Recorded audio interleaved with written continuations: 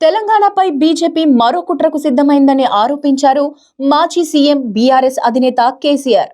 ఓట్ల కోసం తెలంగాణ నీళ్లను ఇతర రాష్ట్రాలకు మళ్లించేందుకు కుట్రలు చేస్తోందని మండిపడ్డారు.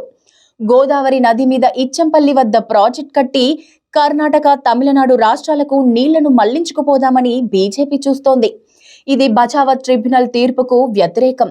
బచావత్ ట్రిబ్యునల్ తీర్పుకు వ్యతిరేకంగా నదీ జలాల పంపిణీపై 1974లో బచావత్ ట్రిబ్యునల్ స్పష్టమైన తీర్పు ఇచ్చింది. దీన్ని అంతా గౌరవించాల్సిందే. నదీ జలాలను బేసిన్ల వారీగా పంచి ఎగువ రాష్ట్రాల నుంచి దిగువ రాష్ట్రాలకు నీటి పంపకం చేసింది. ఎగువ రాష్ట్రాలకు కేటాయించిన నీళ్లు పోను మిగిలిన నీళ్లని దిగువ రాష్ట్రమైన తెలంగాణకు దక్కాలని తీర్పు చెప్పింది. 50 ఏళ్ల నుంచి బచావత్ ట్రిబ్యునల్ తీర్పు ప్రకారమే నీటి పంపకాలు జరుగుతున్నాయి. కానీ కొత్తగా ఇప్పుడు కర్ణాటక, తమిళనాడులో ఓట్లు దండుకోవడానికి నీళ్లు మళ్లించి తెలంగాణ ప్రజల నోట్లో మట్టి కొట్టే కుట్రలకు బీజేపీ తెరలేపింది. ఇంత జరుగుతున్నా రాష్ట్రంలోని కాంగ్రెస్ ప్రభుత్వం ఎందుకు మౌనం వహిస్తోంది?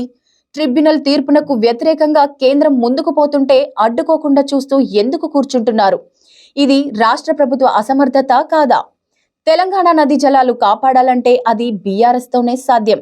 బీఆర్ఎస్ ఎంపీలు, పార్టీ శ్రేణులు పేగులు తెగేదాకా కొట్లాడైనా తెలంగాణకు చెందాల్సిన నదీ జలాలను కాపాడుకుంటాం. వీటన్నిటిని దృష్టిలో పెట్టుకుని ప్రజలు లోక్సభ ఎన్నికల్లో బీఆర్ఎస్ ఎంపీలను భారీ మెజార్టీతో గెలిపించాలి. తెలంగాణ ప్రజలకు బీజేపీ, కాంగ్రెస్ చేస్తున్న నష్టం గురించి వివరించాలి. కాంగ్రెస్ పార్టీకి నదులు, నీళ్ల గురించి తెలియదు. వాటి ప్రాధాన్యత కూడా వాళ్లకు అర్థం కాదు. గోదావరిని శాశ్వతంగా ఇతర రాష్ట్రాలకు అప్పగించే కుట్ర చేస్తున్నారు. దీనిపై మనం పోరాడాలి. కేంద్ర నిర్ణయాన్ని వ్యతిరేకించాలి అని కేసీఆర్ పిలుపునిచ్చారు.